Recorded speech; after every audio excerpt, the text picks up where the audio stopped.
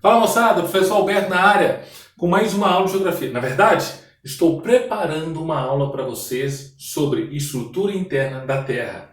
Nesta aula, neste vídeo, você vai assistir a correção dos exercícios passados na última semana, ok? Então, pega o seu caderno, pega o seu livro para atualizar as respostas, ok?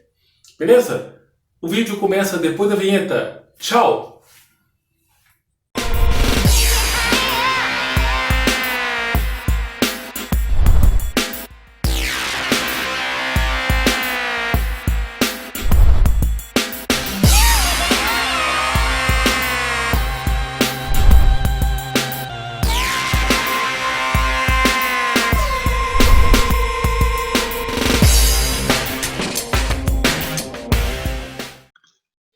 Salve, salve moçada, professor Alberto novamente.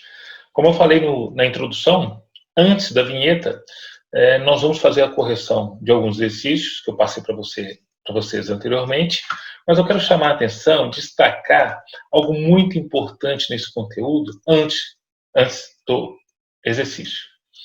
É sobre a estrutura interna da Terra.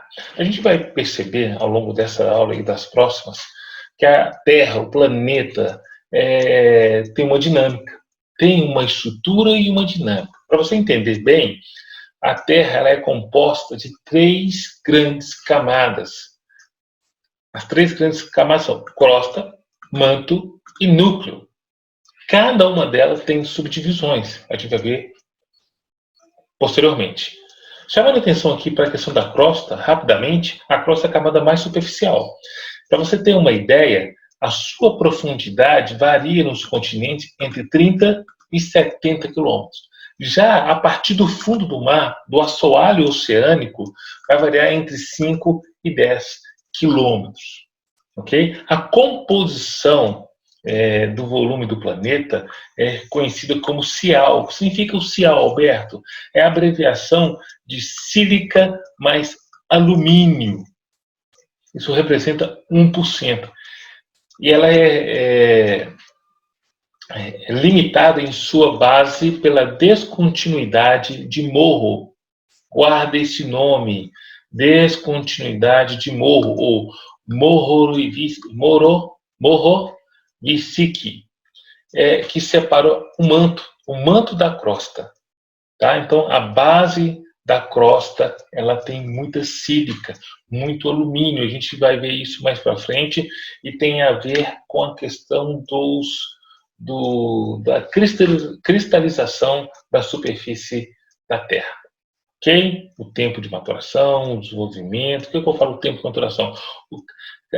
Entenda bem, dentro da geologia, quando estudamos a questão das rochas e minerais, cada tipo de rocha que foi formado sob uma condição de pressão e temperatura e tempo. O tempo para esfriamento, ou melhor, o tempo para cristalização vai definir o tipo de rocha que vamos ter. Se é minério de ferro, se é basalto, se é granito, se é gneiss, né, e por aí vai. Então, tempo, pressão e temperatura. Essa é a base da formação rochosa, da formação da litosfera. Ok? Então, é uma camada dura, rígida do planeta, denominada litosfera, onde o homem está. Ok? No seu topo, no topo da crosta. O manto vem logo abaixo da crosta terrestre. Representa 83% do volume da Terra. E se estende a partir da descontinuidade de morro até a descontinuidade de Gutenberg. Então, nós temos aqui a descontinuidade de morro e a descontinuidade de Gutenberg. Esse miolo, né, essa parte intermediária, é que nós conhecemos como manto, ok? Ele é também chamado de sigma, por quê? Em virtude de grande concentração de sílica e magnésio. Perceba que a sílica está presente tanto na crosta também quanto no manto. As suas temperaturas são superiores a 1000 graus Celsius. O homem ainda não atingiu, mas pesquisas sobre a estrutura interna da Terra que têm revelado esses dados. Okay? À medida que o homem vai aprimorando a tecnologia, esses dados são atualizados e as informações são compartilhadas. O manto superior, aí o manto, nós temos uma classificação, uma subdivisão. Está localizada a atenosfera, que caracteriza sua presença de materiais pastosos sobre altas temperaturas. Nela ocorrem movimentações. Aí está o grande tchan, que a gente vai ver na aula que vem, como eu falei para vocês, sobre estruturas geológicas, estruturas que estão ligadas ao tectonismo, ao movimento das placas tectônicas. Aqui está o grande tchan, que colocou um cientista belga, me parece, ou alemão, eu esqueci agora a nacionalidade dele, que definiu a questão dos encaixes dos continentes, como a América do Sul e o continente africano. Então, nós temos aqui as correntes convectivas. Nelas ocorrem as movimentações do material magmático nas correntes chamadas correntes de convecção. Ok? Essas correntes de convecção é o que faz com que as placas tectônicas se movimentem. Lembrei, gente, não sei se vocês perceberam, eu estou tentando lembrar o nome do pesquisador, do cientista, né? Que também era geógrafo, Alfred Wegener. Deu um branco agora. Isso acontece. Alfred Wegener, ele descobriu, percebeu que as placas se movimentavam, no entanto, não sabia qual era o mecanismo que realizava essa movimentação. E nós temos aqui, são as correntes de convecção que acontece no magma, no manto, perdão, e o magma movimenta. E logo abaixo do manto, né, o manto ainda tem um manto inferior, que é a segunda parte do manto, ela é mais resistente e rígida que a atenosfera. Então, mais densa, à medida que vai para o interior, o magma vai ficar mais denso. Entenda bem, a temperatura aumenta e a pressão também aumenta. E o material é menos plástico, quer dizer que o magma é menos fluido, ele é mais próximo de algo mais consistente. E logo abaixo, o núcleo, que é composto de níquel e ferro, também denominado como NiF. E o núcleo, nós veremos posteriormente, ele é dividido em núcleo externo e núcleo interno. Nós podemos observar aqui na imagem que temos nessa página. Partindo em média da superfície terrestre, né, até o núcleo, tem em torno aí de 6.370 quilômetros. Roberto, como o homem sabe disso, o homem não foi lá. Através de pesquisas com ondas sonoras, o homem conseguiu definir essa metragem. Como eu disse, à medida que a tecnologia vai aumentando, ela vai progredindo, os estudos do interior da Terra também. E esses dados são continuamente atualizados. Para dar continuidade, nós temos aqui as rochas minerais. Por favor, não chame de pedras o que são rochas e minerais, tá bom? Cada uma dessas rochas e minerais são formadas a partir do resfriamento do magma a uma determinada temperatura, pressão e numa escala de tempo. Ok? Nós temos aqui a mica, o feldspato e o quartzo. O quartzo aqui ele é o hialino, é o transparente. Alguns quartzos, na verdade, como ele é o transparente, ele é o primeiro mineral a cristalizar no resfriamento do magma a uma certa temperatura e pressão, é lógico, né? Não é de uma forma assim tão fácil de acontecer. Mas no passado, a uma certa temperatura, uma certa atmosfera, uma certa condição ambiental, o magma cristalizou, formando esses cristais de quartzo. Existem quartzos que têm água presa em sua estrutura interna. No momento que estava ocorrendo a cristalização do magma, uma porção de água foi aprisionada nesse processo de cristalização. E tem grande valor. não um valor comercial, mas tem grande valor para a ciência esse quartzo que tem no seu interior alguma quantidade de água. Porque a partir daí o homem consegue retirar essa água, levar para o laboratório e fazer os devidos estudos para entender como era a atmosfera no passado, quando esse mineral foi formado. Ok? Então, conseguimos aí entender um pouco do ambiente geológico da Terra. Os tipos de rochas, que eu quero passar rapidamente aqui, são 3 tipos principais de rochas. São as rochas magmáticas, metamórficas e sedimentares. As magmáticas, também conhecidas como ígneas, elas são formadas pela solidificação do magma, ou cristalização do magma. Quando a cristalização ocorre no interior da crosta, o processo de resfriamento do magma é mais lento, o que permite a cristalização dos minerais à medida que ocorre a sua solidificação. As rochas formadas nesse processo são denominadas plutônicas ou intrusivas. Por quê? Porque ela formou no interior da crosta. Grifa isso aí no seu livro. No interior. Mas, Alberto, se formou no interior, ela pode formar no exterior? Pode, vamos ver. Então, quando elas são formadas no interior, alguns tipos de rochas clássicos podemos obter. Entre eles é o granito e o gabbros. O granito, comercialmente, é um dos minerais, um dos tipos de rocha que são mais vendidos no planeta. Hoje, se você observar na sua própria casa, pelo menos alguma coisa de granito você tem. A pia da cozinha, por exemplo.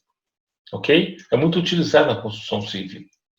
E as rochas que consolidam, cristalizam na superfície terrestre são chamadas rochas magmáticas, vulcânicas ou extrusivas. Vulcânicas porque isso é por algum processo de vulcanismo. Extrusiva vem de externo. Né? Então, nesse caso, o processo de resfriamento de cristalização, em relação àquelas que são formadas internamente, é muito diferente. Até mesmo porque na superfície é muito mais rápido, até mesmo por causa das condições ambientais. Um exemplo muito clássico de rochas vulcânicas ou extrusivas são os basaltos. Quem vai para o interior de Minas, por exemplo, região de Uberaba, Uberlândia, Triângulo Mineiro, há uma grande, onde houve, na separação do continente sul-americano do africano, houve um grande derramamento de magma. Parte desse magma pegou a porção sul de Minas Gerais, região do Triângulo Mineiro, a porção sul do Mato Grosso do Sul e desceu, pegando até a metade do Rio Grande do Sul. Então, toda essa região foi coberta por magma. Então, tem muitas formações rochosas onde o basalto se torna uma das mais abundantes e principais nessas regiões. Ok? Perfeito? Joia! Logo em seguida, nós temos as rochas sedimentares, essas rochas sedimentares são formadas pela deposição de detritos, fragmentos de outras rochas, pelo acúmulo de sedimentos de origem orgânica, de restos vegetais, animais, algas, etc., ou pela precipitação química, como acontece muito no interior de grutas calcárias. Então, todos esses detritos, sedimentos e concentração de elementos químicos vão consolidar e formar as rochas sedimentares. Entre elas, nós temos os siltitos, os arenitos e os calcários.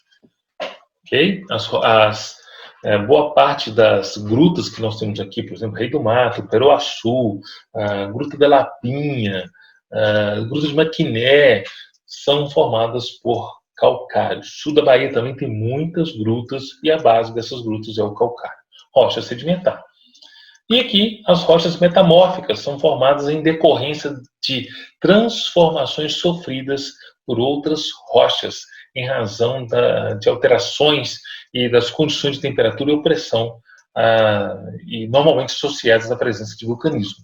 São exemplos de rochas metamórficas. Os guinais, que na verdade é o granito submetido a nova pressão, temperatura dentro de uma escala de tempo. A ardósia, que são o metamorfismo de argila, e o mármore, também, é um metamorfismo a partir do calcário, as rochas calcárias que a gente leu anteriormente, base das grutas. Se elas for submetidas a uma nova temperatura, nova pressão, numa escala de tempo, podemos chegar ao mármore. Essas coisas não acontecem dentro da escala de vida humana, até mesmo porque a nossa escala de vida ela é curta em relação a toda a estrutura e tempo do nosso planeta, ok? Mas, continuamente, isso está acontecendo exatamente nesse momento. Mas muito desse processo de cristalização no interior da Terra só vai ser finalizado, vamos dizer assim, no futuro, onde nós não estaremos aqui. E o ciclo da rocha? O ciclo da rocha é que acontece na superfície terrestre e essas rochas que ficam expostas à ação de fenômenos físicos. Quais são esses fenômenos? É a questão do intemperismo. Vento, chuva, mudança de temperatura, eventos ou fenômenos químicos como hidratação, dissolução, oxidação, variação de temperatura, como falei anteriormente. Todos esses elementos unidos, agindo ao mesmo tempo, geram um processo chamado intemperismo, e esse intemperismo atua no desgaste e na degradação das rochas que estão na superfície, inclusive nas construções humanas. Ok? Então, nós temos aqui um quadro. Vou diminuir aqui a sua visualização. Nós temos aqui um quadro onde mostra para nós. Vamos começar nas rochas ígneas. Ela é formada, acontece, a rocha ígnea pode ser intrusiva, né, ou extrusiva, plutônica ou vulcânica, tá? Se for vulcânica, porque o magma ele extravasou, ele cobriu a superfície terrestre e passou pelo processo de vulcanismo. Já aquelas que foram formadas internamente, no interior da crosta, são rochas que elas não extravasaram, mas levaram um tempo maior na sua formação. Então, nós temos aqui o intemperismo e o processo de erosão acontecendo, chuva, vento, hidratação, variação de temperatura, por aí vai. O material gerado aqui, ele vai ter sua deposição no solo, pelo vento vai chegar em algum curso d'água, o curso d'água vai levar para os oceanos. Esses sedimentos se acumulam no fundo do mar ou, dependendo da sua consistência e densidade, são carreados para a área litorânea. Dependendo de onde são acomodados, podem formar rochas sedimentares, como o arenito ou o calcário. Essas rochas podem ser submetidas a nova pressão e temperatura, são constantemente passadas pelo processo chamado intemperismo. Toda rocha que foi formada, no instante que ela é formada, ela passa pelo processo de intemperismo, um processo de desgaste, ok? Mesmo a rocha que está sendo formada a partir da cristalização do magma que acabou de sair de um vulcão, ok? E as rochas metamórficas também, elas passam por esse processo, ok? Tudo bem? Dá um joinha aí para nós. Essa aqui é a matéria da nossa próxima aula, onde a gente vai aprender um pouco mais sobre a estrutura interna da Terra, sobre o que move, né? A gente vai falar um pouquinho sobre as placas tectônicas. Eu quero chegar até a página do exercício. Vamos lá. Mais um pouquinho. Atividade. Um instante. Atividade. É a página 18. Eu acabei saltando e passei direto pela página 18. Um pouquinho de paciência comigo, meus queridos. Isso. Já temos aqui, ó. Ok? Então, nós temos aqui. Observe as imagens que retratam. Vamos ampliar um pouquinho aqui, fica fácil para nós. Observe as imagens que retratam as atividades econômicas e associa-as à estrutura geológica correspondente. A primeira aqui é uma extração de cobre no Canadá. A gente vai associar aqui com escudos antigos e maciços cristalinos. Pode anotar aí para nós. Esse assunto nós vamos ver na próxima aula. Mas aproveita e anota essa resposta aí. E a imagem logo em seguida é a extração de petróleo no Iraque. está muito relacionado às bacias sedimentares, ok? Muitos minerais que a gente conhece hoje, como ouro, cobre, minério de ferro, estão associados aos maciços antigos, às primeiras rochas que foram formadas, e as primeiras bacias sedimentares de grande extensão que conservam, por exemplo, o petróleo. Petróleo, carvão, mineral. 4, número 5, o processo que envolve a formação de novas rochas e a transformação das rochas existentes é o chamado ciclo das rochas. Analise atentamente a imagem abaixo e faça o que se pede. Primeiro, vamos lá. Identifique o tipo de rocha formada nas seguintes situações. Rocha em contato com rochas adjacentes. Aqui no ponto 1. Aqui, exatamente. São as rochas metamórficas. Magma ejetado atingindo o rio com lava e solidifica, formando outras rochas. Rochas magmáticas. Formação de camadas de sedimentos comprimidas e cimentadas. Rochas sedimentares. Então, nós temos aqui as rochas sedimentares, formando aqui na base litorânea, do oceano aqui, em contato com o continente, sedimentos que vão formando aqui, vão acumulando, vão passando por um período de pressão, a água aqui vai fazer peso, pressão, e ao longo do tempo ela vai se consolidando e formando um tipo rochoso aqui, ok? Só voltando na primeira aqui, magma em contato com rochas adjacentes, formam rochas metamórficas, exatamente nesse ponto aqui. Então, o magma pode cobrir rochas já pré-existentes, como um granito, por exemplo, e esse granito já pré-existente vê o magma por cima e pressiona, gerando nova temperatura e nova pressão numa escala de tempo, eu posso ter a estrutura dessa rocha granítica transformada em gneiss, que é uma rocha metamórfica, ok? Mesmo que no entorno, no magma que cobriu, seja um granito. Granito pode envolver granito. O granito envolvido pode passar por esse processo de aumento de temperatura e pressão numa escala de tempo, sendo transformado em gneiss, ok? Quando eu falei granito envolve granito, é um magma envolvendo uma rocha granítica, a rocha no interior vai transformar no gneiss, numa escala de tempo, sob pressão e temperatura, mas aquela que envolveu, o magma que envolveu, ele pode se transformar numa escala de tempo, pressão e temperatura definida em granito. Ok? Vamos lá? Dá um joinha para nós aí. Identifique o tipo de estrutura geológica da área B correspondente à letra A. B, que é aqui na estrutura do cone vulcânico, e A, que é essa estrutura aqui maciça ao fundo. Como ocorre o processo de formação dessa estrutura e por qual tipo de rocha ela é formada? Dobramentos modernos. É o tipo de estrutura geológica. Como ela é formada? Vai ficar claro, vou passar a resposta para vocês, mas vai ficar claro nas próximas aulas. Dobramentos modernos. Então, é a estrutura. Como ocorre o processo de formação dessa estrutura? Eles podem ser formados por rochas magmáticas, sedimentares ou metamórficas. Essas estruturas são formadas por movimentos tectônicos que provocam dobramento ou enrugamento de parte da crosta e o consequente sorrimento da cordilheira ou de grandes cadeias montanhosas. Então, eu creio que eu já cheguei a falar em sala de aula, quando a estrutura rochosa recebe pressão em temperatura, ela consegue dobrar. E ela dobrando, ela dá forma e relevo na superfície terrestre. Ok? Letra C. Vai ficar mais claro na próxima aula.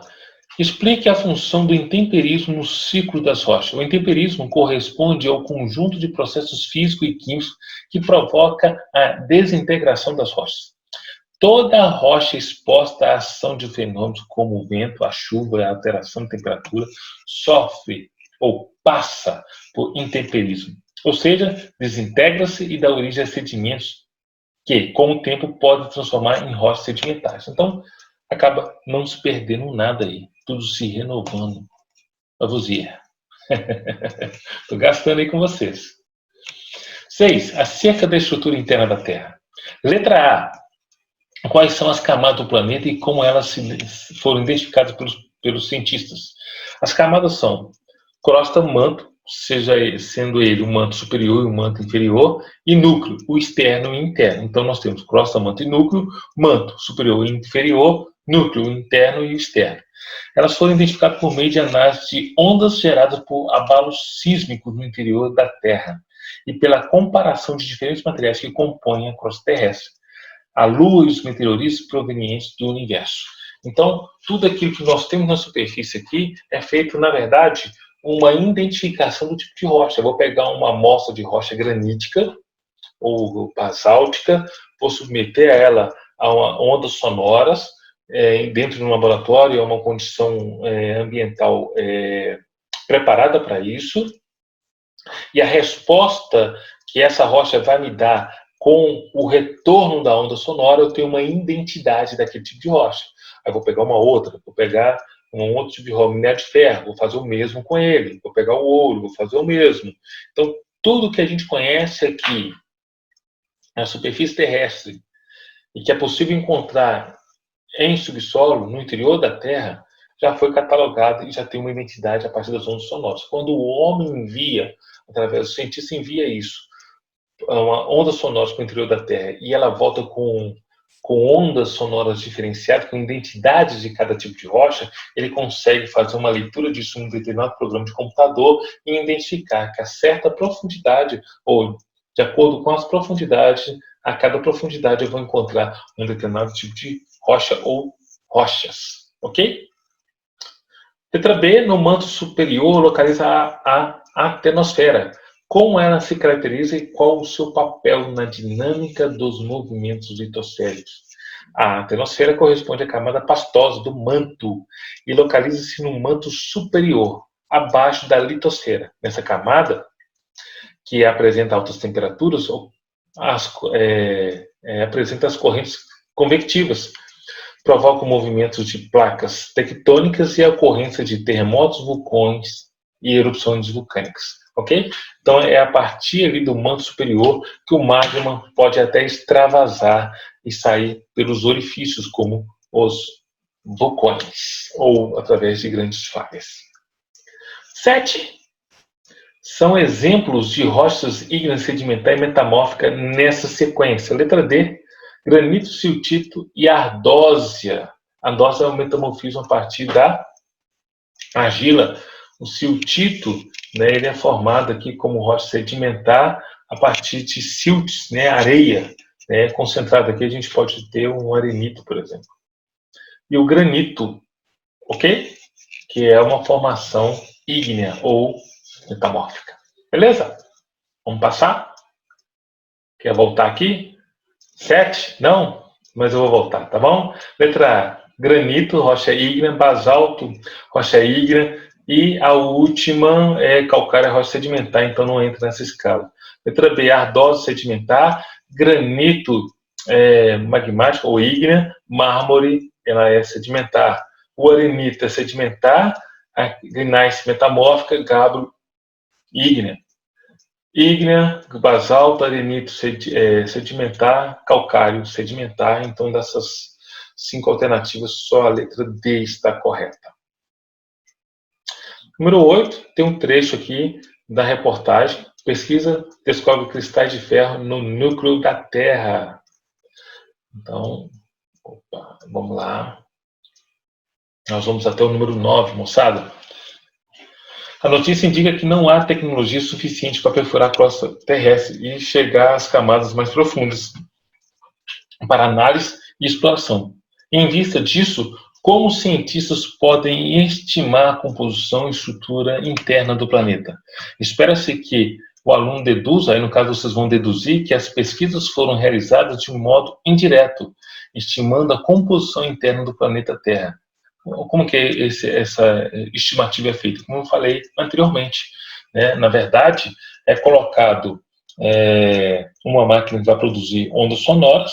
Isso foi experimentado anteriormente em rochas que estão aqui na superfície terrestre e submetido ao interior da Terra através de falhas, através de áreas de vulcões, né, e áreas onde aconteceram terremotos, para que assim o homem consiga fazer uma leitura interna da Terra e estabelecer ali o conhecimento a cada profundidade, ok? E 9, para a gente fechar aqui, ler o texto da reportagem sobre o Banco de Dados e Informações Ambientais BDIA, o BDIA, sobre os recursos naturais da Amazônia Legal, AM Legal, divulgado hoje pelo IBGE, mostra que quase 2/3 das rochas sedimentares da Amazônia são de natureza sedimentar, ok? Parte significativa constitui aquíferos porosos, espécies de reservatórios subterrâneos, capazes de armazenar grandes volumes de água. Estudos estão sendo complementados, mas é possível deduzir que existe um grande reservatório abaixo da calha do rio Amazonas, dos seus afluentes, com um volume igual ou superior às águas do rio Amazonas hoje. Então, nós temos um aquífero ali que tem um grande potencial para o futuro, ok? Agora, a questão é como explorar isso lá, sabiamente, sem degradar a região. É um desafio. Fica para um outro momento uma discussão sobre esse tema. Letra A. De acordo com o texto, que tipo de rocha é predominante na Amazônia Legal? Rochas sedimentares. Esse tipo de assunto é muito recorrente no Enem, ok? Ou em concursos para as Forças Armadas, como, por exemplo, a AMAN, a SpaceX, ok? O ITA. B. Que recurso natural citado no texto é armazenado nesse tipo de rocha? Água. Fica nos poros da rocha, como, por exemplo, dentro do arenito. Que outro tipo de recurso é característico desse tipo de rocha? As rochas sedimentares são consideradas como potenciais fontes de combustíveis fósseis, como o petróleo ou o gás natural. Beleza? Anotou essas respostas? Qualquer coisa, retorne para o vídeo, retorne para fazer as devidas anotações. Perfeito? Moçada, muito obrigado por essa aula. As próximas aulas serão mais dinâmicas, já tenho preparado tudo e vai ser bênção, vai ser ótimo para nós. Então, fique aí, aproveita e dá um tanto de joinha aí para mim, mas dá joinha também clicando nesse vídeo aí, no gostei, se você realmente gostou, espero que sim. Em breve nós nos veremos em sala de aula até passar por esse processo da pandemia, beleza? Forte abraço para todos aí. Se inscreva no canal e sinalize no sininho para receber informações quando uma nova aula subir para o canal do Professor Total. Obrigado, até mais. Tchau.